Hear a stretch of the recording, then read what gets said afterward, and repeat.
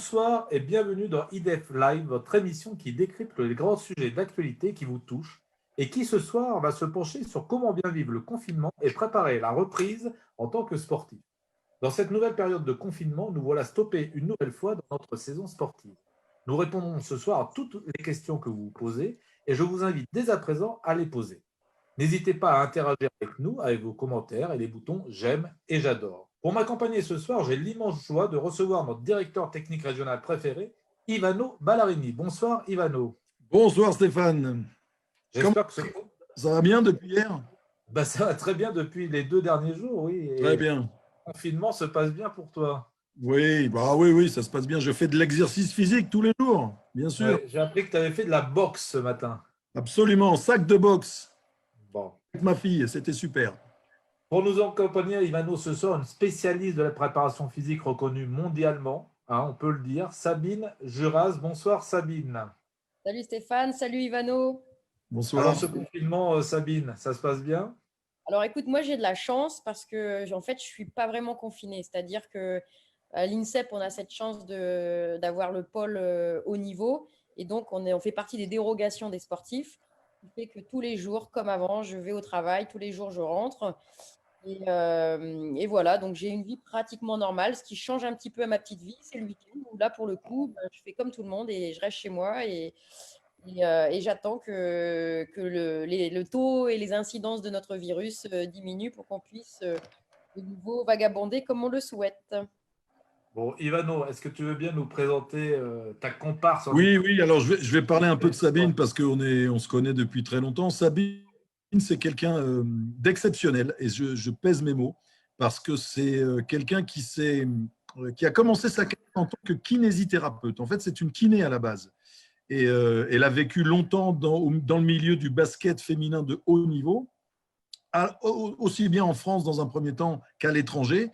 À l'étranger, c'était en Russie, à Ekaterinbourg, une équipe qui a été championne d'Europe plusieurs fois, avec des joueuses de niveau mondial, des Américaines, des Russes, etc., de niveau mondial.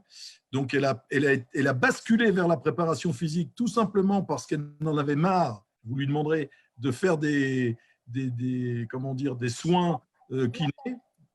Pardon? Massage, Ivano. Oui, des massages et des soins d'une façon générale. Et donc, elle a basculé vers la préparation physique. Comme c'est une passionnée, elle s'y est intéressée. Elle est devenue un top mondial. Et encore une fois, je pèse mes mots, un top mondial dans la préparation physique, à tel point qu'elle est préparatrice physique officielle de l'équipe de France maintenant depuis une petite dizaine d'années, qu'elle est préparatrice physique également au centre fédéral, à l'INSEP, donc, avec des gamins. Cette fois-ci, il y a des gamines qui sont plus jeunes. Mais c'est quelqu'un qui est très, très compétent dans tout ce qui est, en plus, athlétisation et réathlétisation. C'est-à-dire, lorsque les gens sont blessés et qu'ils doivent reprendre une activité, c'est aussi une de ses spécialités. Donc, c'est vraiment la personne idoine pour parler ce soir de tout ce qui nous arrive sur le coin de la figure avec ces périodes tellement longues d'inactivité. Voilà pour Sabine Juras. Et en plus, c'est quelqu'un de sympa et qui aime bien rigoler. C'est le plus important, bien entendu. Bon, après une telle présentation, Sabine, une pression sur tes épaules. Complètement. Et bon, j'ai l'habitude avec Ivano. Il est plus objectif maintenant. Ah ben non. Bon, plus de 100 personnes déjà qui nous suivent ce soir, dont des spécialistes du 3-3, hein, de l'équipe de France de 3-3, des gens qui nous suivent, des dirigeants, des entraîneurs qu'on connaisse. Bonsoir à vous tous. Éric Goffic, bien entendu, est parmi nous. Ah, le grand Éric Goffic. Le grand Éric Goffic. Bon, n'hésitez pas dès à présent à partager avec votre famille, vos amis, vos licenciés, vos pratiquants ce live. Ce soir, on va partir, Sabine, sur 4 pistes. L'impact de l'isolement et de l'inactivité physique sur les organismes. Quelles seraient les bonnes habitudes à prendre, à adopter à domicile, notamment sur l'alimentation, sur le sommeil, tous ces points un petit peu qu'on met de côté. Quelles sont les choses à mettre en place pour garder une activité physique à domicile et surtout des conseils pour une reprise de l'activité basket tout en précaution. Ma première question, Sabine, quelles sont les conséquences directes du confinement sur nos organismes? Alors, c'est une très bonne question. En fait, le confinement, il va avoir une action directe sur ce qu'on appelle le désentraînement, c'est-à-dire perte partielle, en tout cas, de capacité physique des joueurs ou même des gens, monsieur, madame, tout le monde, parce qu'on a une activité qui est amoindrie. Ces répercussions, elles vont toucher deux grands vecteurs. Si on peut un peu résumer, moi j'aime bien comparer le corps humain à une voiture. Et en fait, dans une voiture, il y a la carrosserie et il y a le moteur. Et donc, le désentraînement, il va intervenir d'abord sur le moteur, c'est-à-dire ce que nous, physiologistes, qu'on appelle le système cardio-respiratoire. Donc, un impact direct sur une des filières qui est importante au basket, qui est l'aérobie. Donc, on va parler même de préparation physique générale. Alors après, on fera une petite aparté là-dessus, si tu veux bien, Stéphane, par rapport à aussi la condition physique aujourd'hui et les problématiques que ça engendre avec la sédentarité de notre vie sociale, tout simplement, sans parler de confinement. Et ensuite, le deuxième point qui va être touché, c'est la carrosserie. La carrosserie, c'est tout le système musculo-tendineux qui va être touché. Donc, en fait, sans rentrer dans des grands détails, parce que je pense que ça n'intéresse pas avec précision les effets du désentraînement, mais sachez simplement que s'arrêter 2 semaines de s'entraîner ou de bouger, c'est une perte de à peu près entre 15 et 20% de cardio-respiratoire, donc un impact direct sur ce qu'on appelle la VO2 max, la consommation d'oxygène. Et sur le muscle, chez des gens très entraînés, on peut avoir une perte parfois de 1% par jour.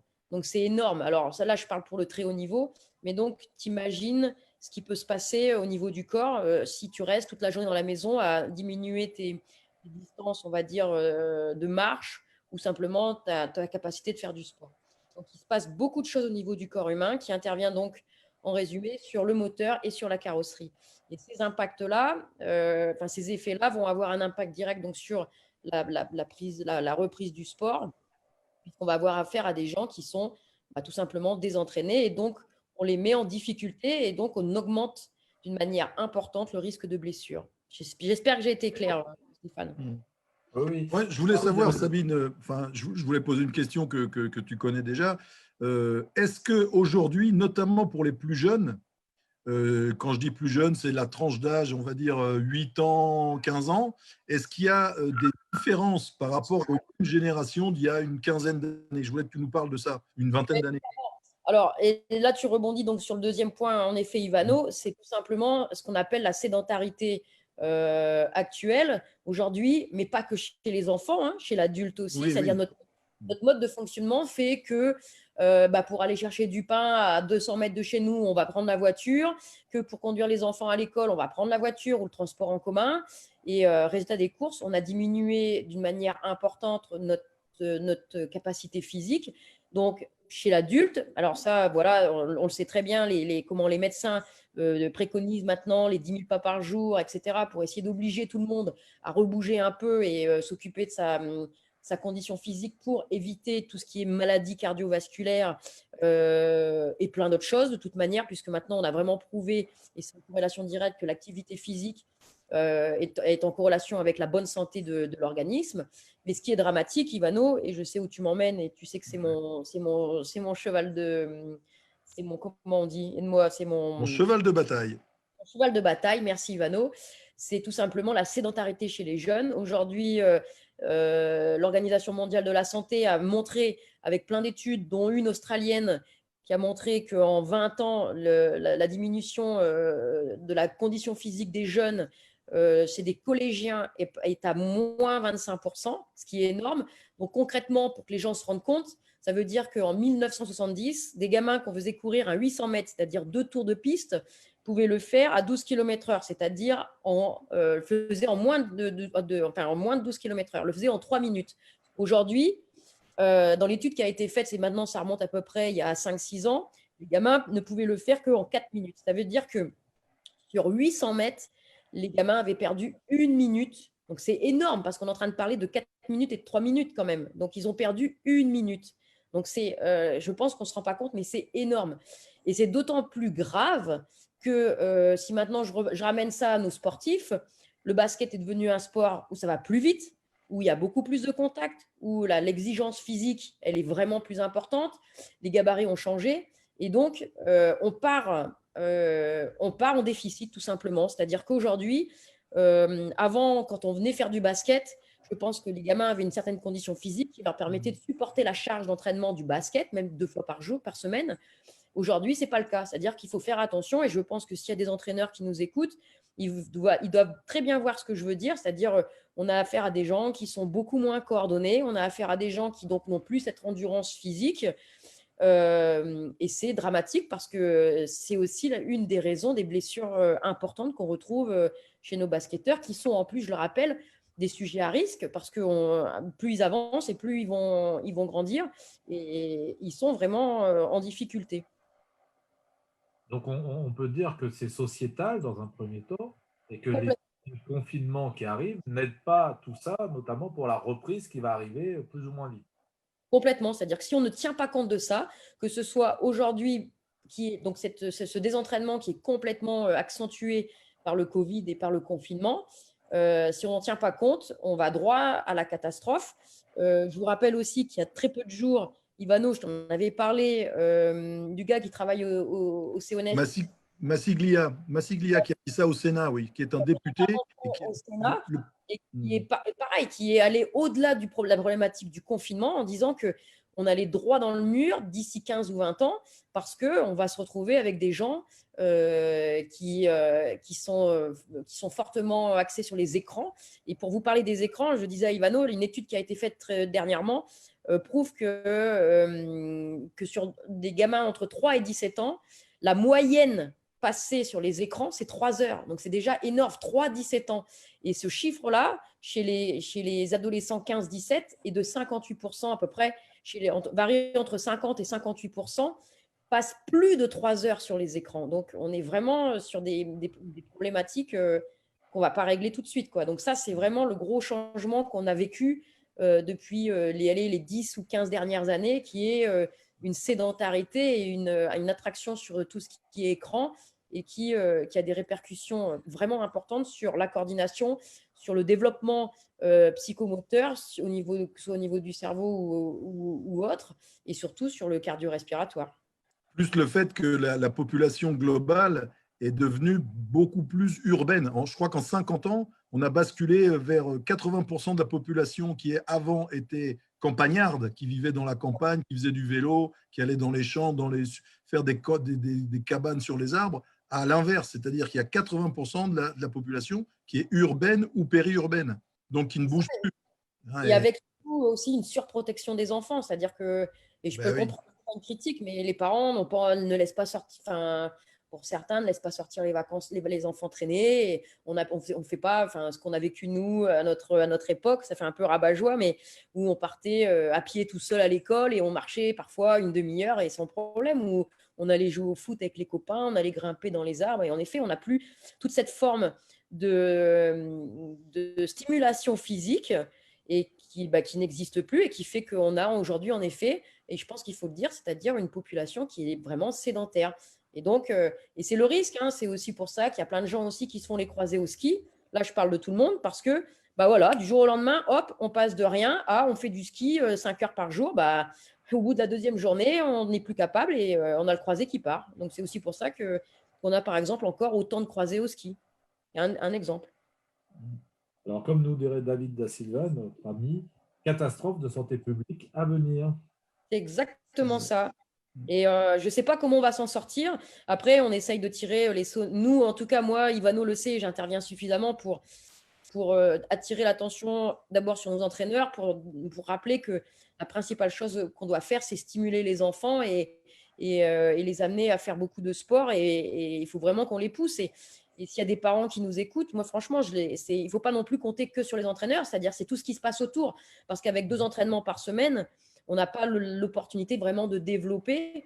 Je vous rappelle que ce qu'on préconise chez les jeunes, c'est quand même 60 minutes d'activité physique, on va dire, mais je fais comme ça physique parce qu'on ne va pas aller trop loin, mais voilà, d'activité en tout cas par jour. Et je crois qu'aujourd'hui, on a moins de 50% des enfants qui ne font pas cette activité physique. Donc, C'est vraiment important et c'est aussi donc le rôle de l'école. On le sait très bien, même si on sait qu'au niveau de l'école, les programmes ont beaucoup changé et qu'on a perdu cette notion de sport que je vais appeler classique, comme l'athlétisme, la piscine ou la gym, qu'on ne retrouve pas et on voit des trucs comme du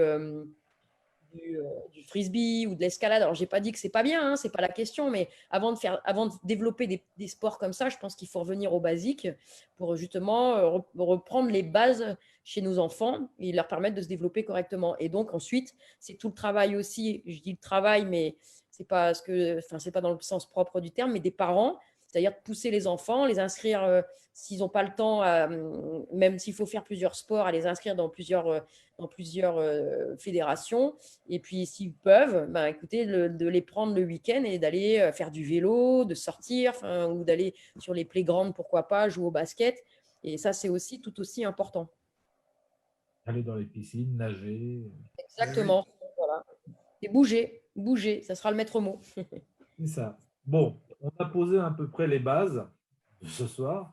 Allons vers du concret, Sabine, si tu veux bien. Quelles seraient les bonnes attitudes à apprendre à notre domicile en cette période de confinement, notamment sur nos habitudes liées au sommeil, voire à notre alimentation? Parce que le premier confinement a fait très mal à certaines personnes. Oui, c'est vrai, c'est vrai. Alors, si tu me permets, je vais vous montrer une ou deux petites slides. Je vais essayer de partager mon écran. Je prends la main, Avec Stéphane? plaisir, oui. Ok, Avec plaisir. ok. Est-ce que vous avez mon écran là? Pas encore, mais ça va venir, je On pense. va venir. Pendant qu'il apparaît. Non, pas bien partagé peut-être. Alors, attends, de base, Faut iPhone, qu'il partage le document.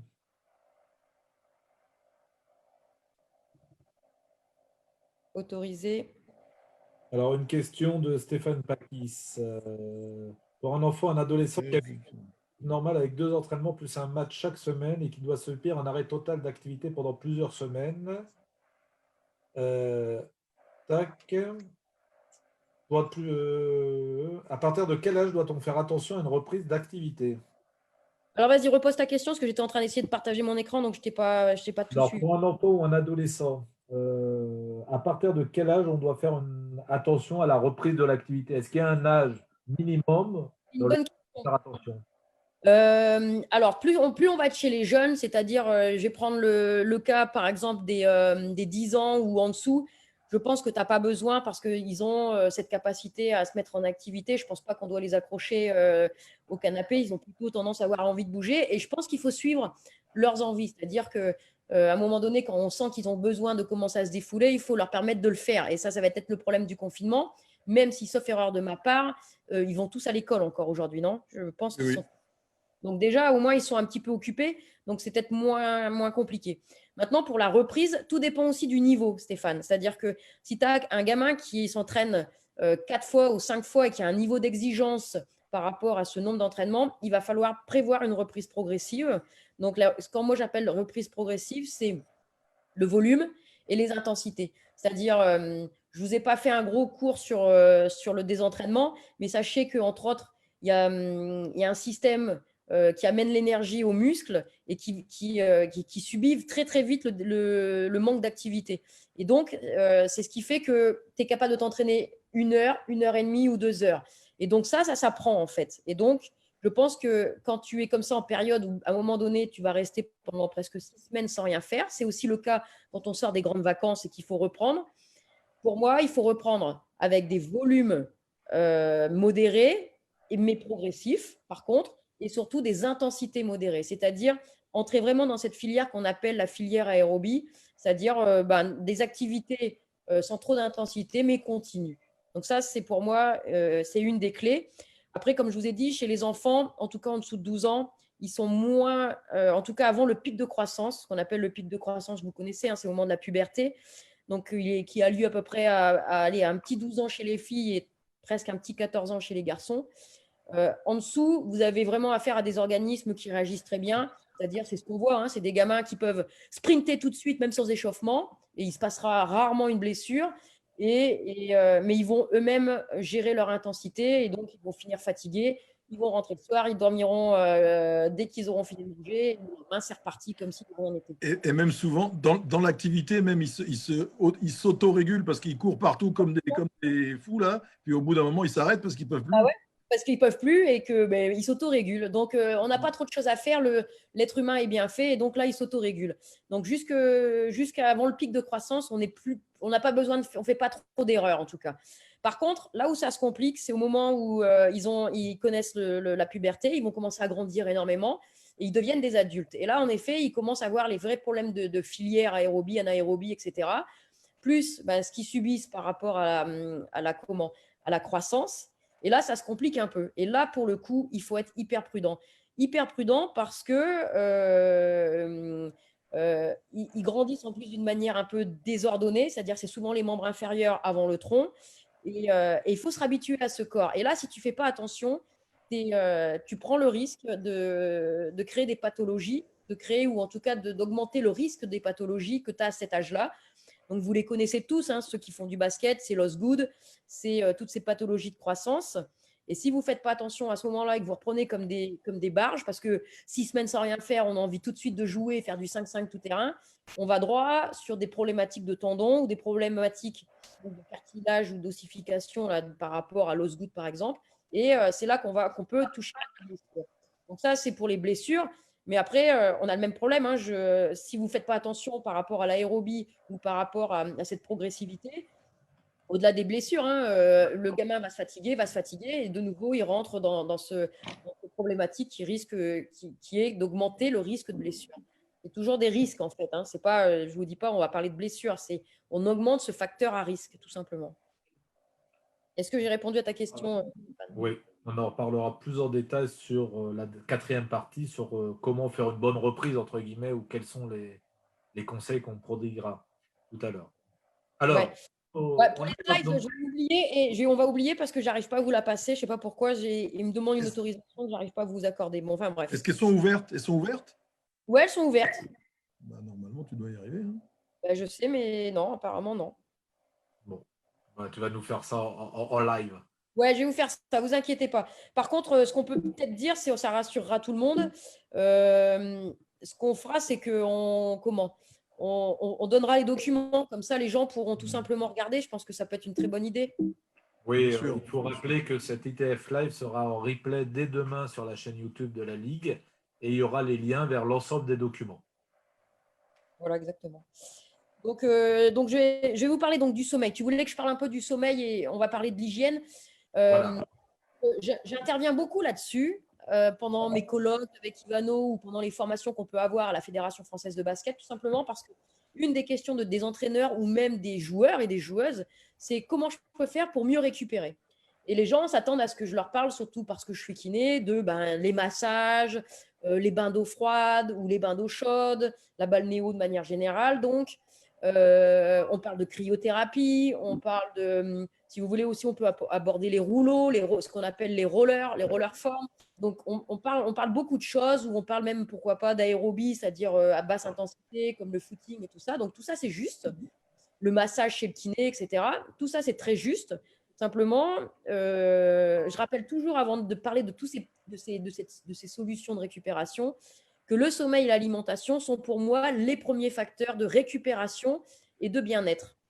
Donc, j'ai ces slides que vous aurez si vous le souhaitez, si vous le demandez, qu'on vous fera partager. Donc, je vais vous les résumer très rapidement. C'est très, très simple. Hein. Au niveau du sommeil, c'est le premier point de récupération, en fait, pour un organisme. C'est par le sommeil que les enfants se construisent, c'est-à-dire qu'ils développent au niveau nerveux et au niveau du cerveau, énormément de choses se passent pendant le sommeil. Au niveau de la formation musculaire, et vous verrez, vous ne les verrez pas, mais quand vous aurez les slides par rapport à l'alimentation, comment l'INSEP a fait des slides où dans les slides d'alimentation, il y a toujours une petite case pour les 8 heures de sommeil. Et donc là, j'en arrive vraiment au sommeil. C'est-à-dire que 8 heures, pour tout le monde, que ce soit des enfants ou des adultes, c'est normalement la moyenne de sommeil qu'il faut avoir pour pouvoir bien récupérer à tous les niveaux, au niveau cérébral comme au niveau physique. Donc, je vous ai parlé donc de la formation physique, c'est-à-dire la construction musculaire, la construction de coordination. Mais au-delà de ça, il se passe aussi quelque chose, c'est face aux blessures. C'est-à-dire qu'il a été fait des études qui ont montré que quelqu'un qui dormait moins de 8 heures de sommeil augmente presque par 2 sa chance de se blesser. Et vous verrez, si vous avez l'occasion de regarder ces slides, le truc est assez net, c'est-à-dire qu'on parle de à 5 heures de sommeil à peu près 60%, c'est-à-dire vraiment une grosse augmentation du risque de blessure. Et l'augmentation, elle est vraiment crescendo. Et plus vous prenez le nombre d'heures de sommeil, et moins vous avez de chances de récupérer, de vous blesser. Et 8 heures, voilà, ça représente à peu près, c'est ce que je vous ai dit, la moitié, quoi. Donc ça, c'est le premier point. Le deuxième point, et qui est d'actualité pour le sommeil, c'est qu'on a montré que moins de 5 ou 6 heures de sommeil par nuit augmente le chance d'infection par 4. Ça veut dire qu'aujourd'hui, en cette période de Covid où on n'a pas trop de solutions aujourd'hui, parce que c'est ça, aujourd'hui, on ne sait pas ce qu'on a à faire. Et donc, la seule défense qu'on a contre le virus, par exemple, du Covid, c'est notre barrière immunitaire. C'est notre propre défense. Et bien, aujourd'hui, sachez que moins de 5 ou 6 heures de sommeil par nuit multiplie par 4 votre chance de ne pas pouvoir vous défendre correctement contre le virus et de le choper. Donc, ce n'est pas rien. Et ça, pour le coup, ça intéresse tout le monde. C'est-à-dire pas seulement les adolescents et les jeunes joueurs ou les joueurs, mais les coachs et les parents. Et je pense que malgré tout, il faut y penser parce que c'est pas négligeable, quoi, tout simplement. Donc ça, c'est ce qui est pour le sommeil. Est-ce que tu as d'autres questions, Stéphane, sur le sommeil? Non, c'était assez clair. Je pense que dormir fait aussi partie de la régénération du corps quand on a fait une séance de musculation ou des choses comme ça. Donc, Complètement. il est important. Exactement. Et là, on va attaquer l'alimentation et vous verrez que, ça, je vous le garantis, c'est qu'aujourd'hui, les diététiciens, ils le savent. Par exemple, vous ne pouvez pas envisager de prendre de la masse musculaire si vous ne dormez pas suffisamment. Vous ne pouvez pas envisager de perdre du poids pour ceux qui doivent perdre du poids. Donc, peut-être que ça intéresse aussi certaines personnes qui nous écoutent. Mais pour perdre du poids, à un moment donné, il faut dormir. Si vous ne dormez pas, l'organisme ne se régénère pas et ne peut pas fonctionner normalement. Donc, perdre du poids, prendre de la masse sont intimement liés aussi au sommeil, au-delà de l'alimentation. Pour ce qui est de l'alimentation, c'est aussi un point très, très important sur lequel que j'aborde tout le temps dans mes formations, parce que c'est pareil, c'est souvent négligé. Or, c'est l'essence même de notre corps. C'est-à-dire, tout à l'heure, je vous ai parlé de la voiture, on a parlé du moteur, on a parlé de la carrosserie, mais il faut parler aussi de l'essence qu'on y met. Et aujourd'hui, clairement, tous les spécialistes le savent, la qualité nutritive de notre alimentation n'est pas bonne du tout. Et il faut y faire très attention. Alors, vous allez me dire, ouais, on ne peut pas faire grand-chose et tout ça. En tout cas, on peut essayer de faire attention à manger moins industriel, moins sucré, parce qu'aujourd'hui, on a vraiment prouvé que le sucre, il était vraiment pas bon pour l'organisme d'une manière générale. Et donc, c'est vraiment important. Et cette manière de s'alimenter, je reviens sur les infections, mais elle intervient aussi sur les infections et sur notre système immunitaire. Elle intervient sur le surmenage et sur les blessures, comme je vous l'ai dit, mais sur aussi le cerveau, c'est-à-dire la manière de rester concentré. Et des fois, quand on est entraîneur, on trouve que nos gamins, ils n'arrivent pas à se concentrer 1 heure, 1 heure et demie, mais des fois, c'est juste un problème d'alimentation, c'est-à-dire qu'ils n'ont pas assez mangé avant de venir ou alors ils se sont mal alimentés. Elle a une relation directe aussi avec le bien dormir, c'est-à-dire tout à l'heure je vous ai parlé des heures, mais si vous mangez mal le soir avant de vous coucher ou si vous mangez trop gras ou trop sucré avant de vous coucher, vous allez avoir un mauvais sommeil. Donc ça va intervenir, les deux sont vraiment intimement liés. Et au-delà de ça, comme je vous ai dit, c'est qu'on a prouvé aujourd'hui par plein d'études que pas assez de protéines, c'est une difficulté pour les garçons qui veulent prendre de la masse musculaire. Trop de sucre, c'est des prises de masse grasse et donc une diminution sur la performance. Et qu'on a trouvé aussi beaucoup de relations directes entre la nutrition et, par exemple, l'adresse au shoot, un truc tout bête. C'est-à-dire qu'on a prouvé, après 1 heure et demie d'entraînement, on a pris 2 groupes de travail, 1 heure et demie d'entraînement, et on fait du shoot, on fait des séances d'adresse. Et le groupe qui a pu s'alimenter durant l'entraînement, par exemple, avec une boisson glucidique, à la fin de l'entraînement, une meilleure adresse que le groupe qui n'a pas ni pu boire, ni manger. Donc, c'est des choses qui sont hyper importantes. Et Justement, Sabine, j'ai une question, moi, justement, au sujet de l'hydratation aussi, parce qu'on parle de manger. Mais est-ce que tu peux nous parler de ce qu'il faut boire, ce qu'il faudrait boire, même sans activité physique par jour, par exemple? Tout à fait. Alors, j'allais justement rebondir là-dessus, tu me lances la perche.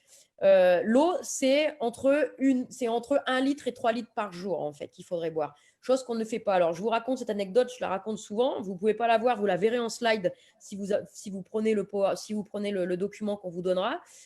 Il a été fait une étude il y a de ça maintenant 3-4 ans à l'INSEP sur nos jeunes joueurs, où on a voulu voir un peu dans comment ils étaient déshydratés et comment ils buvaient à l'entraînement.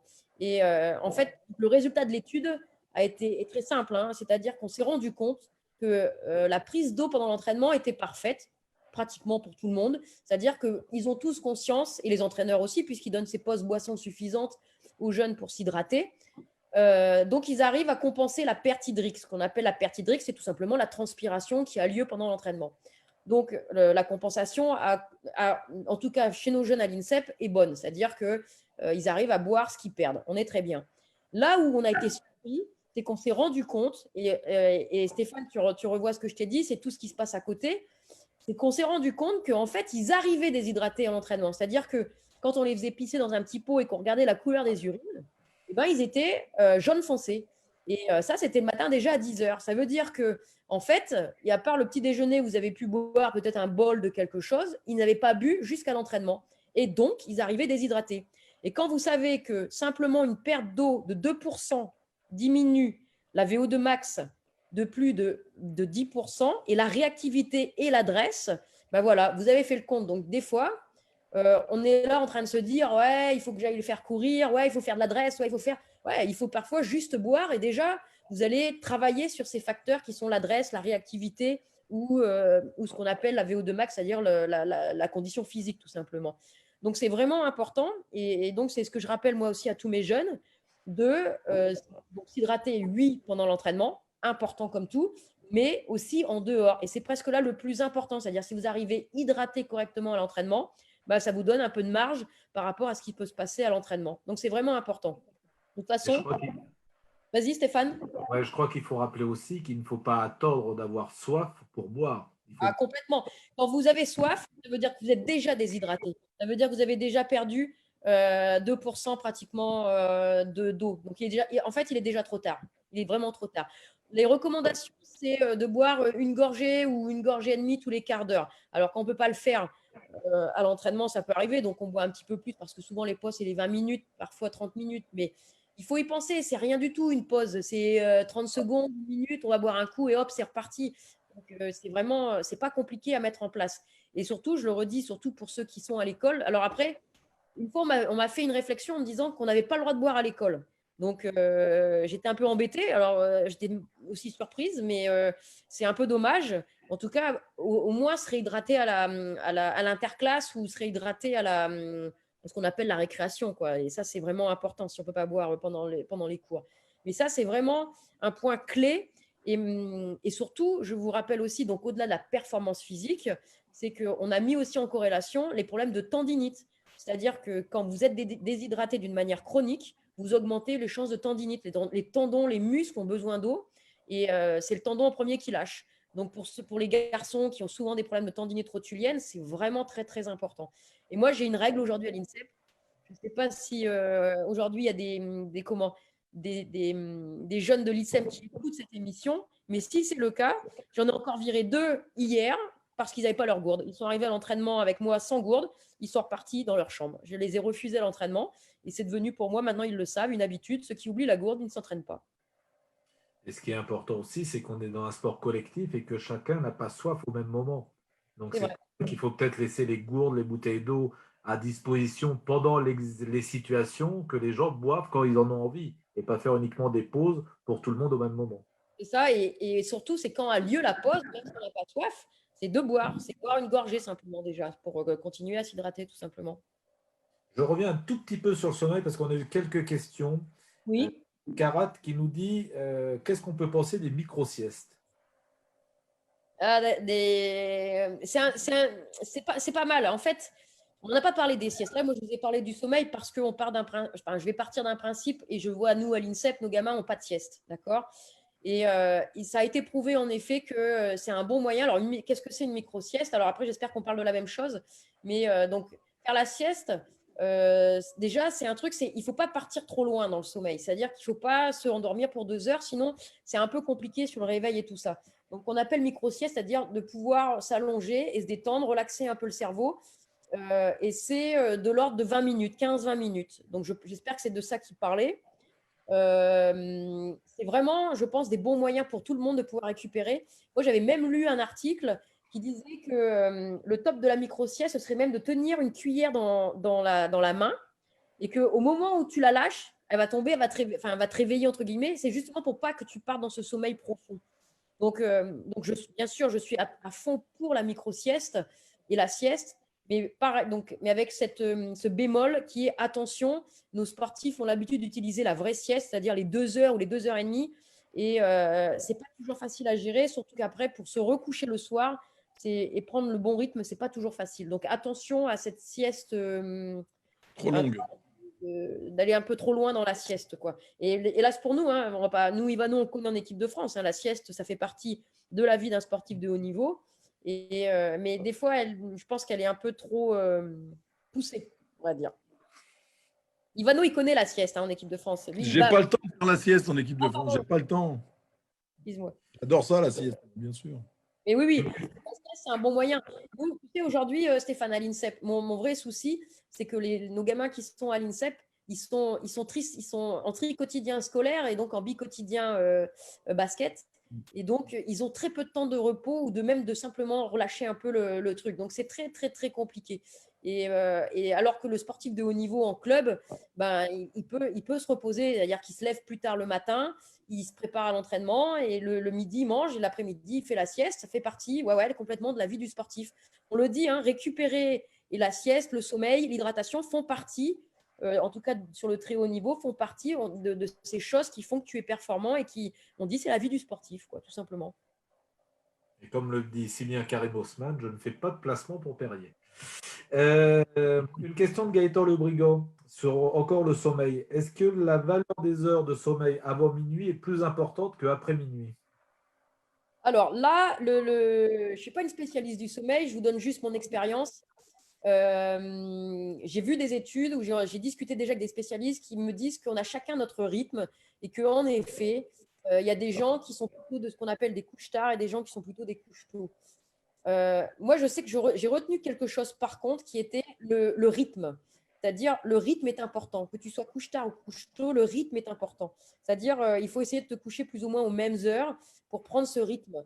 Et donc, ça, c'est vraiment le premier point. Moi, je dis simplement attention à ceux qui se disent couche tard, parce que des fois, ils ne le sont pas, mais tout simplement, ils le deviennent par cette attirance sur les écrans le soir, par aussi, par exemple, une problématique d'entraînement, parce que ça, on le trouve beaucoup dans le milieu amateur. Les créneaux de salle, parfois, c'est 20h, 21h. Donc, on rentre très, très tard chez soi, on mange très tard. Et je peux vous dire, quand on s'est entraîné 1h30 et qu'on termine vers 22h, il est impossible de se coucher avant minuit. Donc, attention à ceux qui se disent couche tard et qui ne le sont pas, en fait. Mais pour ça, il faudrait vraiment, là, pour le coup, avoir vraiment affaire à des vrais spécialistes. Moi, je retiendrai surtout, c'est le rythme, c'est-à-dire essayer de se coucher à des heures régulières. Mais ma tendance, en tout cas, serait quand même celle d'essayer de se coucher avant minuit. Alors, une question, est-ce que boire 1 litre d'eau et avoir des points de côté, est-ce que c'est normal? Est-ce que c'est une corrélation entre l'hydratation et les points de côté? Alors, les points de côté, là, on est sur un truc un petit peu plus spécifique. Alors, les points de côté, il y a plein de, comment je vais vous dire ça, plein de facteurs. Alors, en fait, on parle d'une douleur qui est dans le ventre là, et qui coupe un petit peu la respiration et qui fait très, très mal. Il y a plein de petites choses qui peuvent être responsables du point de côté. Une des choses, c'est on parle d'engorgement du foie. Parce que c'est souvent à droite qu'on a mal. Et moi, j'ai déjà vécu ça avec une joueuse pro qui avait un problème de point de côté dès qu'on faisait des courses en continu. Donc, qui serait dû à cet engorgement sanguin du foie. On avait donné, nous, un traitement un peu plus pour un peu, comment je vais vous dire ça, pas désintoxiquer, mais ouais, un petit peu dans ce système-là, désintoxiquer le foie. Mais aussi, on a aussi parfois des points de côté qui sont, donc là, c'est vraiment c'est un truc très particulier. Mais on a aussi des points de côté qui sont dus soit à un problème de diaphragme avec des contractions. Alors, les raisons, ça peut être en effet le foie, mais ça peut être aussi en effet un estomac trop plein qui peuvent causer ce ballonnement qu'on a dans les viscères et que quand on se met à courir, on gêne un peu le travail du diaphragme qui remonte et qui se contracte. Donc, ça peut être ça, ou ça peut être tout simplement un problème de colique au niveau intestinal, donc qui sont dus soit à une alimentation, je sais pas, trop riche ou simplement une mauvaise digestion, tu vois. Mais c'est un peu, je sais qu'on a souvent ça aussi. Alors là, on va rentrer dans du plus pratique. Pour ceux qui ont des points de côté, qui se plaignent des points de côté, on a aussi souvent une problématique d'habitude d'aller courir. Moi, je suis surprise de voir des jeunes parfois, quand je dis allez, on va aller courir, ils ne savent pas ce que c'est un rythme de footing, ils ne savent pas comment respirer. Moi, ils me demandent mais comment on respire quand on court. Donc, ça peut aussi jouer parce que tous nos jeunes, comme ils ont très peu l'habitude, par exemple, d'aller faire des courses en continu, et là, je vais aussi rentrer dans un autre domaine qui est celui vraiment de la préparation physique pure. Et du fait que maintenant on fait vraiment que du basket et que nos jeunes vont très peu courir en continu, et même si on fait un sport intermittent, je pense que aller courir c'est important, aller faire de l'endurance c'est important parce que elle vous apprend à respirer, elle vous apprend à connaître les rythmes de course, elle vous apprend à travailler du pied et ces séances d'aérobie longues qui n'ont pas d'impact direct sur la performance du basket sont vraiment importantes. Donc moi je préconise vraiment d'aller s'entraîner, de réapprendre à aller courir, d'aller faire des 15, 20, 30, voire même 40 minutes quand vous êtes habitué. Ça pose aucun problème, bien au contraire. Et pour le coup, ça apprend à nos jeunes à respirer et donc à mieux maîtriser le diaphragme et donc à éviter ces problématiques de points de côté. Et un dernier facteur aussi sur les points de côté, c'est l'échauffement. C'est-à-dire quand vous partez comme un barge et que vous n'êtes pas assez échauffé, pour la même raison, vous allez avoir un diaphragme qui va remonter, qui va un peu se bloquer et qui peut provoquer les points de côté. Donc, des fois, il faut juste prendre son temps et démarrer tranquillement. Voilà. Et souffler et un peu, pas se détendre, c'est pas le mot exact, mais c'est se relâcher un peu parce que aussi certains gamins, ils sont un peu stressés avec l'endurance et donc, paf, ils bloquent les abdos, ils bloquent le diaphragme et après, c'est un peu plus compliqué. Dernière question sur l'hydratation. Eau plate ou eau gazeuse?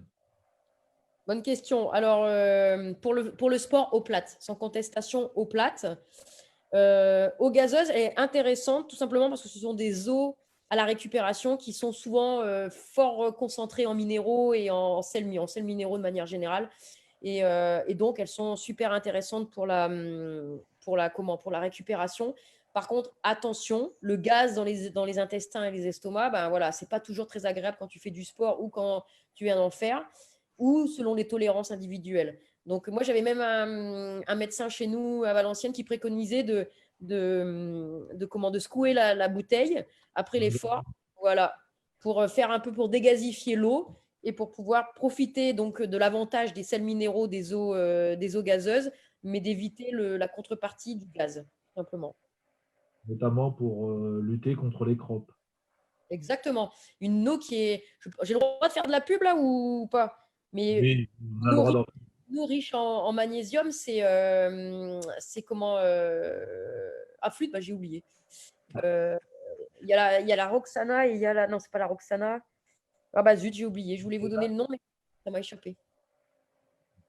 Ça va te revenir. Ça me reviendra. Mais bon, il suffit de regarder. Il y a des eaux qui sont vraiment très, très stéréotypées. Et donc, celle dont je voulais vous parler, elle est clairement riche en magnésium. D'ailleurs, tellement riche qu'il faut faire attention parce que si tu en bois de trop, tu peux avoir un peu la diarrhée à cause de ça. Mais voilà, quoi. Sinon, il y a moyen dans les eaux de trouver des bons apports des sels minéraux. Ouais, tout à fait. Alors là, nos internautes nous disent tous d'un coup Saint-Yor. Une ceinture fait partie de celle-là, mais non, je pensais à une autre eau. Ah, mais ça me reviendra. C'est pas ceinture. Celle riche en magnésium, c'est pas ceinture. Mais ça va me revenir. Ou s'il y en a un qui trouve. Johanna, Sam, Gaëtan, vous avez perdu. L'épar pour d'autres. Ouais, Épar. Bravo. Je sais pas qui a dit ça, mais c'est bon, ils ont gagné. Ils ont gagné le droit d'aller faire un footing de 20 minutes. C'est Hans et Barbara. Bon, Ouais, Épar. Exactement, c'est ça. Épar. Sabine, on a parlé donc des deux grands piliers, on va dire, l'alimentation et le sommeil. Parlons un peu d'activité physique dans notre appartement, dans notre maison. Alors là, on a la chance pendant ce confinement où on peut aller dehors également, ce qui n'était pas le cas véritablement au début. On a le droit à 1 heure. Euh, Qu'est-ce qu'on peut mettre en place pour garder une activité physique à domicile ou à l'extérieur? Alors, bah écoute, c'est simple. Si je dois, on va dire, là, je vais parler de manière générale, d'accord, Stéphane, ça veut dire pour tout le monde, même pour les entraîneurs eux-mêmes, parce que c'est aussi important de garder une certaine activité. Moi, pour moi, c'est l'heure qui est autorisée, il faut l'utiliser. C'est-à-dire, c'est vraiment important, faire 1 heure de marche, 1 heure d'un petit jogging, enfin, d'un marche-jogging. On reviendra dessus si tu veux, mais en tout cas, utiliser cette heure-là pour aller faire de l'activité et s'aérer, c'est capital. Donc, marche. Ceux qui savent courir et qui peuvent courir, vous pouvez courir. Alors, pareil, là, mes recommandations, elles sont simples, hein. On l'a vu dans le premier confinement, tous ceux qui n'avaient jamais couru et qui sont allés courir comme des dératés, c'était du grand n'importe quoi. Moi, je vous rappelle, cette progressivité, elle est importante. Donc, si je donne des conseils à ceux qui ne vont pas beaucoup courir, tout simplement, par exemple, on va courir 5 minutes, on marche 5 minutes, on court 5 minutes, on marche 5 minutes. C'est-à-dire une progressivité par rapport à ça. Et la fois suivante, au lieu de faire 5, on fera 8. Puis la fois suivante, au lieu de faire 8, on fera 10. Et on peut monter comme ça. Et vous allez être surpris de voir sans douleur, parce que le no pain, no gain, c'est gentil, mais à un moment donné, il faut aussi être raisonnable. Et donc, sans douleur, on peut progressivement augmenter sa durée de course et pouvoir atteindre. Moi, je l'ai vraiment fait on le fait à l'INSEP aussi aujourd'hui, avoir des jeunes qui peuvent courir 45 minutes à allure footing sans problème et sans problématique de genoux, parce que je vois déjà beaucoup de personnes qui vont me dire « Ouais, mais courir, ça fait mal aux genoux. » Non, non, ça ne fait pas mal aux genoux si on est préparé, donc si on est habitué. Donc ça, c'est le premier point. Ça, c'est l'aspect cardio-respiratoire. Donc ça, je pense que c'est vraiment important. Et le deuxième point, je pense que c'est l'occasion aussi de travailler sur la carrosserie et donc tout ce qui est renforcement musculaire. Donc après, si ça intéresse les gens, moi, je veux bien partager aussi par rapport à mes petits trucs, des petites séquences qu'on peut faire à la maison, parce qu'il ne faut pas grand-chose. C'est-à-dire faire des squats poids de corps, c'est déjà un super exercice. Donc, c'est assez facile à mettre en place. Faire des abdominaux, tout le monde peut le faire sur son petit tapis de la salle à manger. On n'a même pas besoin de tapis. Le maître mot, encore une fois, il est celui d'être progressif et pas simplement de partir à faire 1 heure d'abdominaux alors que vous n'en avez pas fait depuis 10 ans. Ça me paraît complètement évident. Donc, il faut reprendre les bases, il faut être raisonnable, il faut ne pas se surestimer, parce que c'est ça aussi le problème. Les gens, ils pensent qu'ils sont au même point d'il y a 10 ans, tu vois, par exemple. Et donc, non, ça ne l'est pas. Au même titre que nos jeunes aujourd'hui que nous entraînons, quand ils sortent d'un confinement, ils sortent de 6 semaines d'inactivité, ils ne sont pas au même point qu'auparavant. Donc, on doit en tenir compte. Et donc, par des petits programmes de renforcement musculaire, moi, je trouve que… Et aussi, un autre truc, c'est la mobilité aussi. Chez nos jeunes, on a un vrai problème sur la mobilité. Et donc, c'est l'occasion de faire ce petit truc-là, ce truc qu'on n'a jamais le temps de faire. Vous pouvez faire… Allez, le lundi, les jambes, le mardi, des abdominaux, le mercredi, le haut du corps et le jeudi, de la mobilité. Vous tournez comme ça et ça peut vous donner des petites séquences d'une demi-heure, 20 minutes, une demi-heure. Et c'est déjà beaucoup et c'est déjà très bien. Il y a une question qui m'amuse là, Sabine, parce que Vas-y. tu vas apparaître comme un gourou maintenant. Non, non. Si malheureusement on attrape le Covid et qu'on peut toujours être en activité, est-ce que l'activité physique aiderait à guérir ou au moins à limiter les complications? Franchement, j'en sais rien. Par contre, je vais mettre comment on dit, un vrai warning sur ça. Au début, clairement, aujourd'hui, tous nos gamins qui ont chopé le Covid à l'INSEP repassent entre les mains du cardiologue pour faire des examens médicaux. Parce que j'attire l'attention sur le fait que nous ne connaissons pas ce virus et qu'en fait, aujourd'hui, on a très peu de recul sur ce qu'il est capable de faire. À terme. Oui. À terme, exactement. Et même au moment où ça se passe, hein, puisqu'on a bien vu qu'il y avait plein de sortes de pathologies qui sortaient de ce virus, c'est-à-dire il y a des gens qui ont des problèmes respiratoires, d'autres qui ont des problèmes nerveux. On voit beaucoup de choses dans ce virus. Je ne suis pas le spécialiste du Covid, mais pour le coup, il se passe beaucoup de choses. Donc, on ne connaît pas ce virus. Moi, il y a une chose que je peux vous dire, c'est quand vous chopez une infection, quelle qu'elle soit, la grippe, donc le Covid, une gastro, et à partir du moment où votre corps a de la température, c'est qu'il lutte contre un élément extérieur qui est en train d'être en vous. Et on a prouvé qu'il y avait parfois, il peut muter vers des organes comme le cœur et créer à long terme des pathologies cardiaques, de valves cardiaques. Et il peut aller se foutre sur des tendons, il peut se passer plein de choses qu'on ne sait pas aujourd'hui encore. On n'a pas encore fait vraiment tout ce qui se passe. Et c'est pour ça que les recommandations aujourd'hui des gens qui ont chopé le Covid, elles sont simples. C'est revisite médicale. Et nous, aujourd'hui, clairement, on ne dépasse pas l'intensité 70% en fréquence cardiaque. C'est-à-dire qu'on fait très, très attention de ne pas trop les pousser. Et le feu vert est donné de… Donc, nous, on a eu à l'INSEP quelques cas, hein, pas énormément, on a de la chance, on a été épargnés. Mais tous les cas qui ont été détectés doivent, avant de revenir en activité normale, repassent par les mains du cardiologue. Donc, attention, attention. Donc, si on résume, donc on aura les planches de quelques situations de pratique dès demain, disons avec YouTube, le replay. Mais ce qui est important, c'est d'avoir une activité physique journalière Complètement.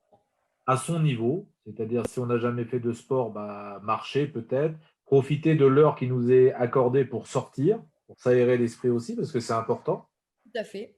notamment si on est isolé dans son appartement, sortir du contexte, et donc mettre en place des situations simples sans aller trop loin dans ce qu'on peut faire. Exactement. Et après, comme tu l'as dit, tout dépend du niveau. Et s'il y a des gens qui sont très entraînés, ben, pour le coup, ils peuvent se faire donc des vraies séances physiques, pourquoi pas d'1 heure à la maison. Et c'est le moyen aussi, comme je l'ai dit avant, de travailler des points qu'on n'a pas toujours le temps de faire. C'est-à-dire, quand on s'entraîne 3-4 fois par semaine, ben, on va à la salle, on veut jouer au basket et c'est normal. Et toute cette panoplie d'exercices qui nous permettent, un, d'être performants, mais deux, aussi de se prévenir des blessures, on ne le fait pas. Donc, c'est l'occasion, ben, pourquoi pas, de faire du renforcement musculaire. Je l'ai redit, hein, Stéphane, la mobilité aussi, c'est quelque chose qu'on parle beaucoup en ce moment parce qu'on ne s'étire plus et on a une vraie perte de mobilité chez nos jeunes. Et je vous rappelle qu'on a affaire à une population qui est malgré tout très grande, qui grandit très vite. Et c'est aussi un paramètre sur lequel il faut travailler, même si c'est un paramètre qui n'a pas une répercussion directe sur la performance, mais elle est importante pour pouvoir descendre sur la défense, elle est importante pour mieux s'exprimer, pour être plus coordonné, et c'est vraiment important. Donc, c'est des choses, s'il y a des jeunes qui nous écoutent et qui ne peuvent pas aller s'entraîner, ils ont des choses à faire à la maison, et ça peut être vraiment le moyen de progresser. Il faut utiliser, moi je dis toujours, quand il nous arrive quelque chose, que ce soit une blessure ou comme là, donc le confinement, on doit essayer d'utiliser cette situation pour la rendre positive et ne pas la subir. Et donc, bah voilà, ça peut être le déclenchement de dire, voilà, je vais me mettre à faire des abdominaux parce que c'est important pour moi. Il y a une question, justement, tu parlais d'étirements, il y a une question sur les étirements. Est-ce que les étirements peuvent être faits à n'importe quel moment? Alors, j'ai envie de dire oui, parce que je veux promouvoir les étirements, parce que je n'aurais pas pensé que j'aurais fait ça il y a 10 ans, parce que c'est un truc qui me gavait un peu et tout ça, mais aujourd'hui, le constat, il est qu'on ne s'étire plus du tout, même après nos entraînements et tout ça, c'est plus dans les mœurs comme ça l'a été à une période. Et les étirements, c'est vraiment important. Donc, j'ai envie de dire oui. Après, il faut rester quand même… Un étirement, ça reste une tension qu'on applique à un muscle, à un tendon. Et donc, il ne faut pas faire ça non plus, bang, à froid, et boum, je vais chercher une amplitude que je n'ai pas maîtrisée. Donc, moi, je préconise quand même ce que j'appelle un petit déverrouillage musculaire, c'est-à-dire je bouge un petit peu, je bouge mes épaules, je bouge mes hanches, je bouge un tout petit peu, je m'échauffe un peu, je fais quelques mouvements des chevilles, des genoux, voilà.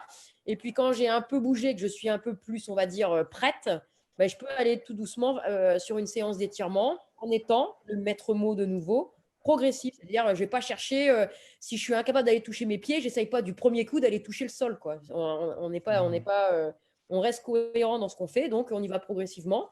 Et en effet, au fur et à mesure de la séance d'étirement, vous allez pouvoir vraiment tirer sur vos muscles sans aucun souci et sans risque de blessure. Mais ouais, par contre, je préconise quand même, Ivano, on va dire une petite mise en route, tu vois, un petit truc Avant. pour être un peu plus chaud.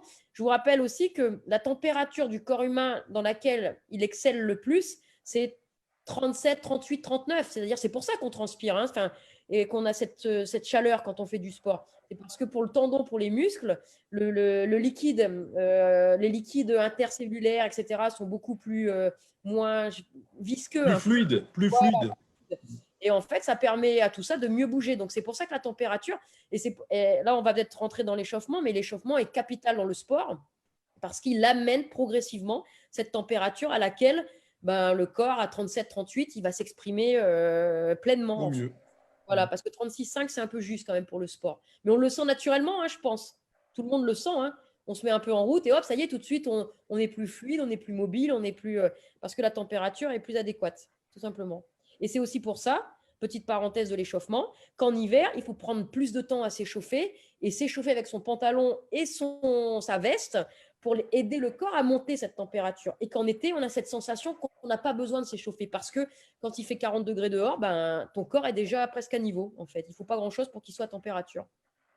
Et si on est sur un début d'entraînement et tout ça, on fait plutôt des étirements debout que sur le sol qui peut refroidir. Complètement. Et là, par contre, tu parles très technique, en effet, Stéphane.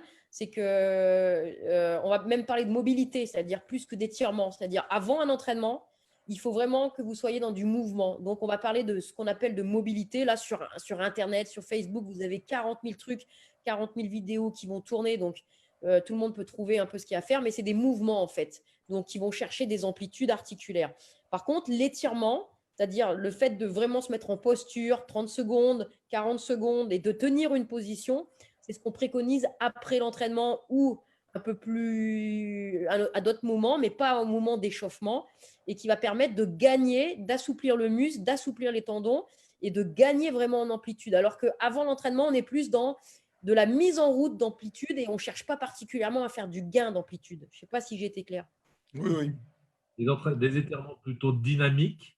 Donc, étirement dynamique avant l'entraînement et des étirements plutôt posturaux après l'entraînement ou à un autre moment, en tout cas, tu vois, quand tu cherches à faire du gain d'amplitude. Et la durée de l'étirement est différente aussi. Quand on essaye à gagner de l'amplitude, l'étirement va être plus long.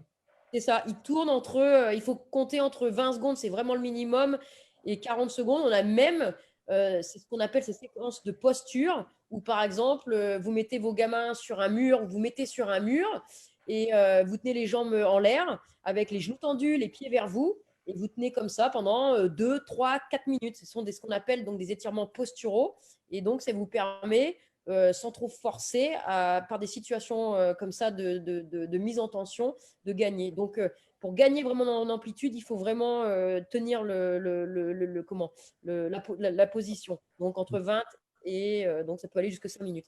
Si par contre, vous voulez vous mobiliser, vous étirez avant l'entraînement, on est plutôt sur des séquences de 5 ou 10 secondes simplement, de mise en tension. Et après, tout de suite, paf à paf, il faut repartir et être dynamique. Une question de Johanna Cortinovis qui nous dit, voilà, mon enfant, on a l'habitude de s'entraîner 2 fois par jour. Est-ce qu'il faut avoir une activité à peu près similaire 2 fois par jour pour garder ce rythme? Idem pour ceux qui vont s'entraîner 2 fois par semaine. Est-ce qu'il est bon de garder une activité, alors autre que le basket actuellement, mais une activité physique 2 fois par semaine, peut-être au même créneau, peut-être aux mêmes horaires? Ouais, alors les mêmes créneaux, je ne vais pas être aussi, mais c'est une très bonne idée. C'est-à-dire, si tu as l'habitude de t'entraîner 2 fois par jour, clairement, il faut que tu essayes de garder ce rythme d'entraînement. Sauf si tu rentres dans une phase où tu décides d'être, ce que je vais appeler moi en phase de récupération, par exemple, et tu décides de t'imposer cette récupération, et donc tu dis, bon, on va faire 1 fois par jour pendant 1 ou 2 semaines.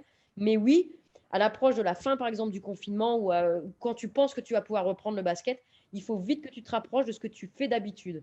Ensuite, pour ceux qui s'entraînent que 2 fois par semaine, clairement, il faut au moins avoir pour moi 2 activités physiques par semaine. Donc, mais là, je parle d'activité physique, ça veut dire, moi, je vois bien au moins 2 footings ou 2 travails de course à pied en extérieur dans la semaine. C'est-à-dire un truc qui ressemble un peu plus au rythme du basketteur. Et si je peux aller plus loin, donner vraiment de vrais conseils aux gens qui nous écoutent, qui ne peuvent pas s'entraîner, c'est que moi, sur mes 2 ou 3 sorties que je ferai dans la semaine, je ferai un footing long, donc plutôt d'endurance fondamentale. Et la deuxième séquence, ce serait de l'intermittent, tout simplement pour se rapprocher le plus possible et garder le plus possible le rythme du basket. C'est-à-dire, quand j'appelle intermittent, eh ben, c'est des séquences d'1 minute, c'est des séquences de 30 secondes, c'est même des séquences de 15 secondes. Et de faire ce genre d'exercices qui sont, par exemple, pourquoi pas, des pas défensifs, 15 secondes, je me repose 15 secondes, 15 secondes, je cours, 15 secondes, je fais des sauts, 15 secondes, je me repose, 15 secondes, je cours. Voilà, une multitude de trucs un peu plus variés et qui te permet de garder, entre guillemets, la spécificité basket. Alors, on vient de voir ce qu'on pouvait faire à l'intérieur de notre appartement ou dehors sans activité basket. On espère tous la fin du confinement et surtout un retour dans nos gymnases. Quels sont les conseils qu'on pourrait prodiguer à nos internautes pour la reprise de leur activité basket, en sachant qu'on a énormément de questions, notamment sur la durée, c'est-à-dire au bout de combien de temps on pourrait reprendre un match de basket? Voilà, C'est une question, alors très très bonne question. 3 semaines. Là Après, où- ça dépend du nombre d'entraînements, je suppose. ouais, exactement, et du niveau. Et du niveau. C'est-à-dire que si tu fais du très haut niveau, ou même du bon niveau, c'est-à-dire quand tu es déjà sur des trucs comme 4 entraînements semaine avec des matchs le week-end qui sont conséquents, bah, tout dépend de ton désentraînement. C'est-à-dire tout dépend de ce que tu as fait pendant ton confinement et comment tu t'es entretenu. Alors, je mets tout de suite une mise en garde là aux entraîneurs, c'est-à-dire attention, la problématique que vous allez rencontrer, c'est que tout le monde n'a pas fait la même chose. C'est-à-dire, vous avez toujours dans votre effectif les barjots qui s'entraînent comme des tarés et qui sont presque hyper entraînés même. Donc, ultra entraînés, ils sont au taquet. Et puis, tu as bien sûr celui qui dit qu'il a fait, mais qui n'a pas fait. Et donc là, c'est là où c'est compliqué parce que tu te retrouves à entraîner des groupes qui ne sont pas du tout en adéquation. Et là, il faut avoir l'œil pour essayer de repérer. Donc, si tu as affaire à un groupe qui est plus ou moins entraîné ou désentraîné. Et moi, ça va être simple, c'est-à-dire si tu as affaire à un groupe qui présente des difficultés, il faut ne pas hésiter à baisser ses intensités et particulièrement sur le jeu en opposition. C'est-à-dire, je peux comprendre que ton créneau qui est d'1 heure et demie, tu ne vas pas le gâcher. Ça fait déjà 6 semaines que tu es à la maison et que tu ne peux pas jouer au basket. Moi, je vous mets en garde, c'est sur le jeu joué. C'est-à-dire, il va falloir créer ces séquences-là. Mais j'ai la même stratégie quand je reprends de vacances avec mes clubs qui veulent reprendre après les périodes de longues vacances. Moi, je préconise de reprendre par du travail individuel, sans opposition, de les faire galoper sur le terrain, donc toujours à travers ce jeu sans opposition, et d'amener tout doucement la spécificité du basket, c'est-à-dire le jeu défensif, et donc après l'opposition, peut-être d'abord demi-terrain, et seulement ensuite tout terrain, et de juste faire attention à cette progressivité-là. Moi, je ne vais pas vous mentir, je travaille aussi avec des clubs pros. Chez les pros, on joue le même jeu, c'est-à-dire, entre autres, par exemple, je pense à Mont-de-Marsan avec qui je travaille. La première semaine de reprise au mois d'août, elle est faite sans opposition. On reprend par du travail individuel, par du 5 contre 0, par des traversées de terrain, mais sans opposition. Et c'est la meilleure façon de reprendre sans prendre le risque de se blesser et surtout de confronter des gens qui sont peut-être pas au même niveau physique. Parce que c'est ça qui est problématique chez nous. C'est que si tu as ton joueur qui est hyper bien physiquement et qui joue contre celui qui est à la ramasse, alors au début, on voit rien, hein, tout se passe bien. Hein, mais à la fin de l'entraînement d'1 heure et demie, il y en a un qui tire la langue et l'autre qui continue à mettre des baffes à l'autre. Quoi. Donc, et c'est là où ce déséquilibre peut créer la blessure, en fait. Je pense que donc, ce qui est important à retenir, c'est déjà le travail effectué durant cette période de confinement, on va l'appeler comme ça. Alors, quelqu'un qui n'a rien effectué ne pourra pas revenir aussi vite que quelqu'un qui a maintenu la physique. La palisse n'aurait pas dit mieux, mais Non, et surtout, il prend un risque supplémentaire qui est au-delà de la performance, Stéphane. C'est celui de se blesser. Et c'est vraiment la chose qu'il faut éviter parce que justement, tu sors d'une période de désentraînement, tu reprends, tu te blesses et tu repars en désentraînement, en fait. Tu vois. Et c'est ça la problématique. Et Tu fais ça aujourd'hui, encore, oui. ouais, ouais. Et donc, tu rentres dans un cercle vicieux. Donc, après, tu es blessé, tu essayes de revenir le plus vite possible pour te réentraîner. Mais pareil, les autres, tes copains, ils ont été, eux, ils ont continué à s'entraîner. Donc, ils ont continué à progresser. Toi, tu t'es arrêté parce que tu viens de te faire une cheville. Tu reprends 3 semaines après. Donc, tu as encore perdu. Les autres, ils ont encore progressé. Et ça y est, là, tu es dans le cercle vicieux. Tu as du mal à rattraper le wagon, là, pour le coup. Et ça, c'est vraiment compliqué, en fait. Et c'est aussi pour ça qu'on rentre dans ce cercle de ce qu'on appelle, nous, de blessures récidivantes, parce qu'en fait, tu t'en sors jamais. C'est-à-dire, tu dépêches de rattraper ce que tu es en retard physiquement, tu es fatigué plus que les autres, et à un moment donné, ben, le corps, il dit stop. Quoi. Là, pour le coup, c'est ni l'entraîneur, ni même le joueur qui décide. Hein. C'est le corps qui, de lui-même, dit, voilà, toi, tu me casses les bonbons, j'arrête. Et voilà, et c'est fini. alors, par rapport au premier confinement qui était vraiment total, on va dire, ce confinement d'un mois, les enfants vont encore à l'école. Tout Ils à vont fait. activité physique et sportive à l'école, même si ça ne représente que peu d'heures. On peut dire que la reprise pourra être peut-être un peu plus rapide que lors du dernier confinement. Complètement. Pour le coup, et je pense que le gouvernement et les gens qui s'occupent de ça ont vu, entre guillemets, leur erreur par rapport à ce confinement ultra, comment on va dire, restrictif. Et ils ont essayé de garder, entre autres, l'activité d'une manière générale. Là, on parle de santé publique, hein, mais de tous les Français, quoi. Et donc, c'est pour ça aussi qu'on autorise et qu'on fait particulièrement attention aux enfants et on permet la continuité des activités. Et sauf erreur de ma part, je me demande s'ils ne sont pas en train de réfléchir à la possibilité de reprendre, non, chez les jeunes, non, en club. Oui, alors ouvrir les gymnases pour les jeunes, actuellement, c'est ce qui est dans les tuyaux. Il n'y a que la date où on ne sait pas, c'est est-ce qu'ils vont ouvrir les gymnases à partir du 1er décembre et le retour des mineurs dans les gymnases, non pas des majeurs, ou est-ce qu'ils vont ouvrir les portes à partir du 19 décembre. Alors pour notre activité à nous, le 19 décembre correspond aux périodes de vacances de décembre Scolaire.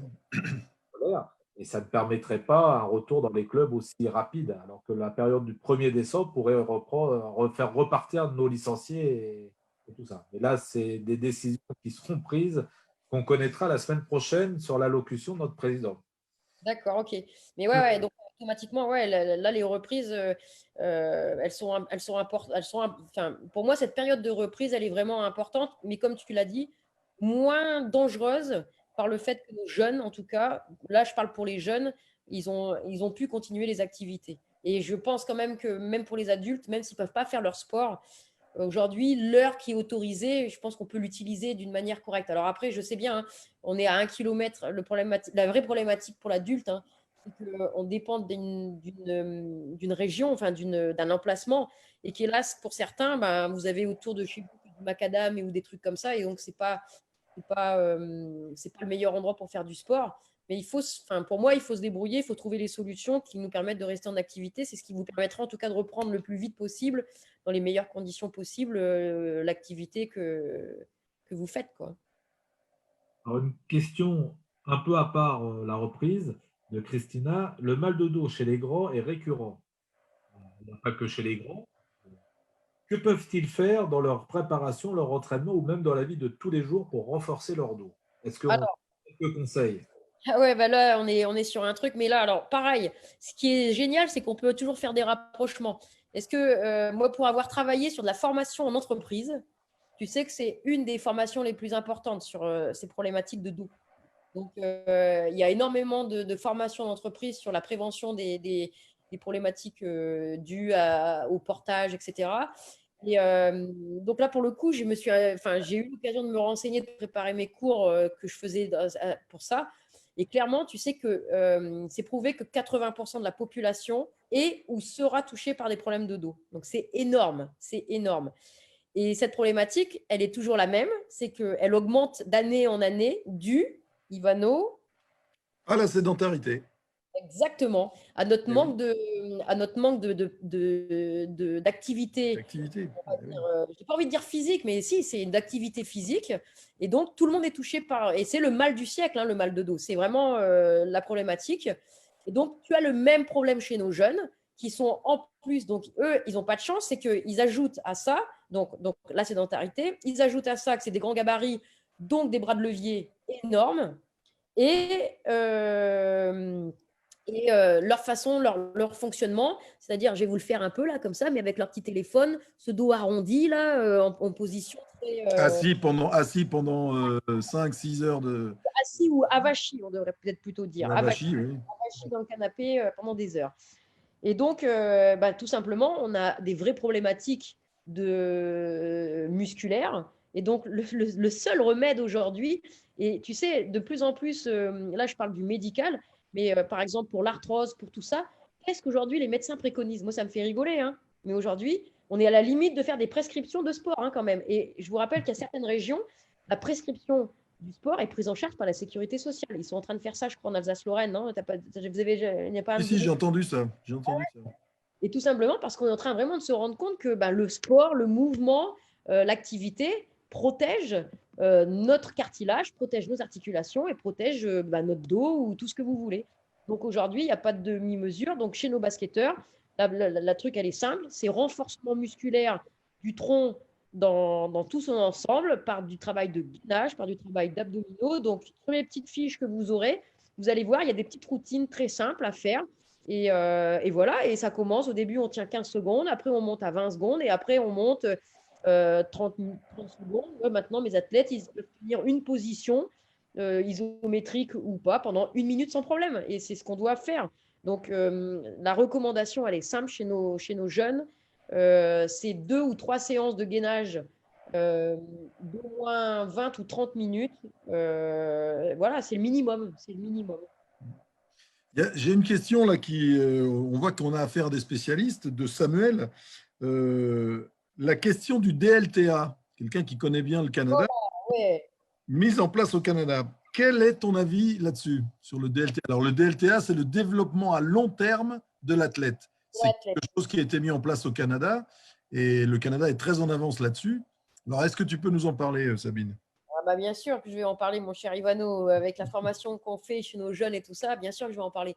Bah, tout simplement, procurez-vous le document et vous pouvez le mettre sur votre table de chevet parce que c'est juste un outil qui a été pensé, donc il y a quand même 20 ou 25 ans maintenant. Oui, une vingtaine d'années, oui. Consiste à dire que l'enfant ou le jeune l'adolescent n'est pas un adulte miniature, mais qu'il a sa formation à part entière. Son développement passe par des étapes qui sont capitales. Et ces des étapes-là, ils les ont vulgarisées, c'est-à-dire nous, préparateurs physiques, on le sait ça depuis bien longtemps, hein, qu'il va falloir développer à un moment donné la coordination, à un moment donné l'endurance fondamentale, à un moment donné, voilà. Sauf que monsieur, madame, tout le monde ne le savent pas et ils ont vulgarisé le truc d'une manière super bien faite, en donc définissant des étapes, qui est celui, je ne les ai pas toutes en tête, mais qui est par exemple s'amuser en s'entraînant, apprendre à s'entraîner, apprendre à être compétitif, donc après à apprendre à être performant. Et donc ces étapes-là permettent en fait aux entraîneurs et aux jeunes de créer ces étapes en fait et de ne pas de prendre brûler les étapes. Voilà, c'est ça. Brûler. Prendre le temps de se développer et de développer ces choses-là qui sont importantes dans le développement. Moi, je prends toujours cet exemple qui est un bébé. Et un bébé, en fait, vous n'essayez même pas de le faire marcher avant qu'il ait atteint la position assise. C'est-à-dire, tant qu'il n'a pas acquis la position assise, il n'y a personne qui imaginerait faire marcher un bébé. Donc voilà, c'est des étapes qui sont capitales.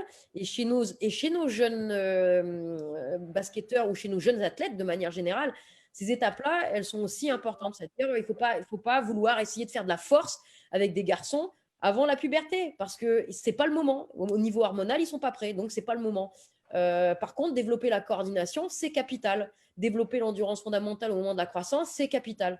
Donc voilà, ces étapes-là, elles sont importantes et elles ont été aussi surtout associées à, comme j'ai donné, Ivano, c'est cette capacité de dire qu'est-ce que je fais à l'entraînement, l'objectif de l'entraînement. Et j'irai même plus loin, je te coupe juste, j'irai même plus loin. C'est-à-dire que dans ce document qui est effectivement très riche, ils expliquent pourquoi, par exemple, faire jouer dans un championnat au même titre que des adultes, des petits gamins de 6-8 ans, ça n'a pas de sens. Parce qu'à cet âge-là, le but du jeu, c'est jouer, c'est s'amuser, c'est prendre du plaisir. C'est pas être premier du championnat ou deuxième ou troisième. Ils s'en foutent, les gamins. Les parents s'en foutent pas. Les dirigeants s'en foutent pas. Mais les gamins, ce qu'ils veulent, c'est jouer.